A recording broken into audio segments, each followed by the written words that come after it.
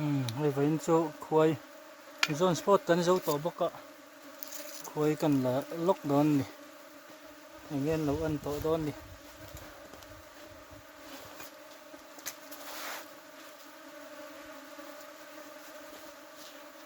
kol khop maya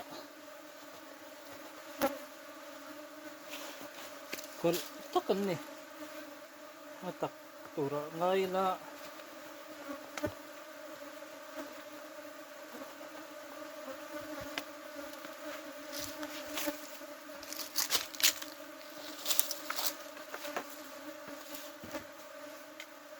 pu ko mai hi an la nge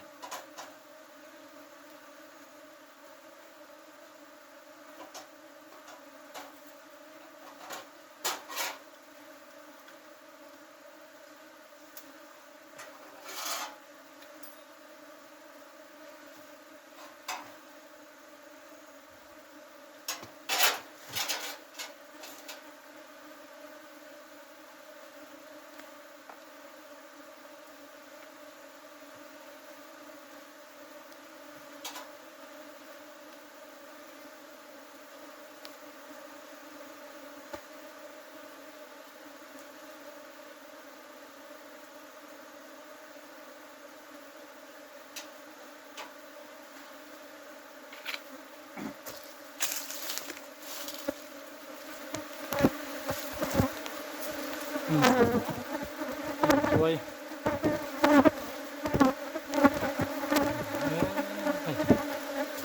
sar chun đâu ngọn nó sao mày mà rõ chú ở du tập thị tiếp tục lâu cắt mày mà rõ chú lem chú còn lạc sắc đó bằng lại hầu hề thì lại mì hầu hề hầu hề du văn nhã sar chun ngọn khóc mày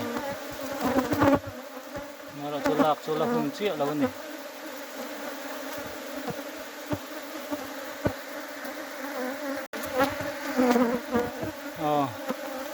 thì đằng cái này lại xin ạ nó cột nó sao mày ạ hay cột tắc tour chun này này là chỗ là cái là hùng chia đâu bọc em lại bị hi dù bị phá to tên như hang hi nó tiệt ruộng biết nó kinh hết tàn nuôi vùng tự chạy hi là kinh đăng tour nó xiêm hơn ạ rồi chú quay hiện tầm thâu quay đầu từ là tiếp tục ngay ra trái nấu lùn khúc mấy cồn rồi chú là hồn chia lâu này mấy cần ăn về lại đó nữa này nghe lẩu ăn đón cồn em mấy khua lum được cả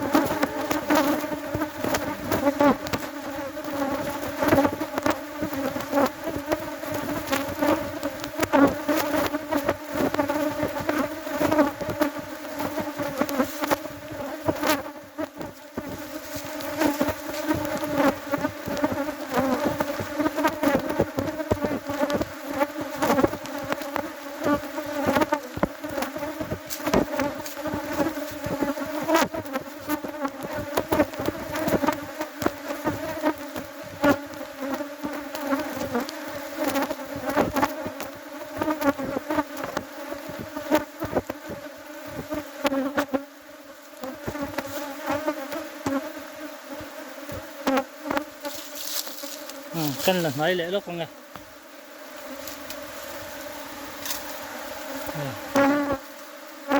đấy cái bọt thà là tắm hay chú ở mà ai chân lên chú nó nấu tặc đâu á đấy cái thà con này tắm thêm mày ăn còn lúc tụi con lạc po bả hạt mà rồi chân nó tặc lâu vàng còn nó là vắt là vàng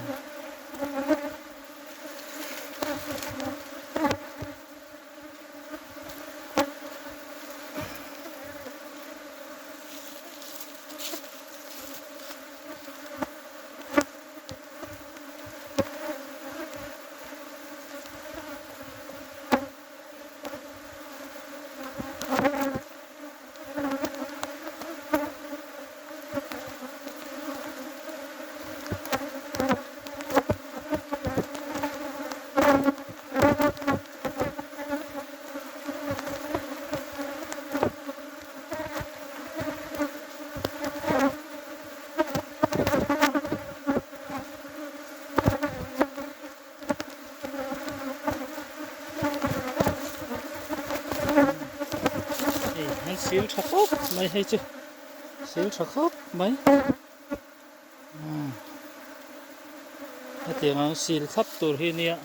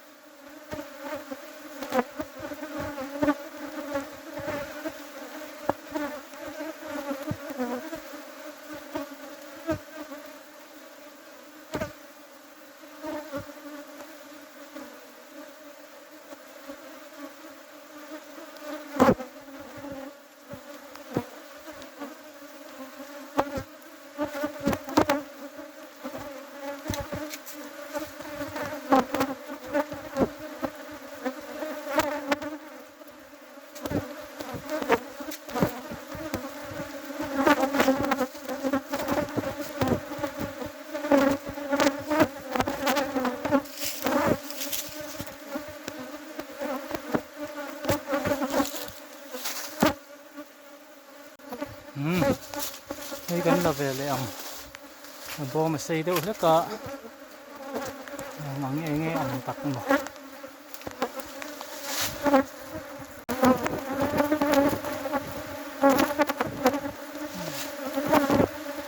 giờ ông kia nè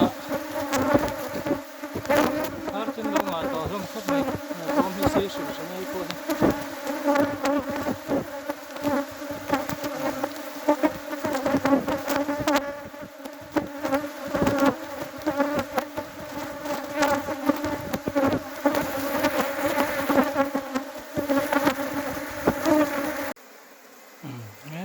tuy nói sơ sơ khóc mấy chân nó diệm phiên mấy tiếng nói xì khắp hiện hồi lạc từ hồn tăng quỷ anh này anh lạc hồn hình rồi nó gió có ngay nào tiếng anh xì khi chọn hồi lạc hồn anh này mấy này tại sao anh mình đồ về nữa đón bị hết kem tệ khan nhỉ có ngày sắp thở vấp bị đâu mà rồi chưa hay hôm nay là nấu tắm về tụi em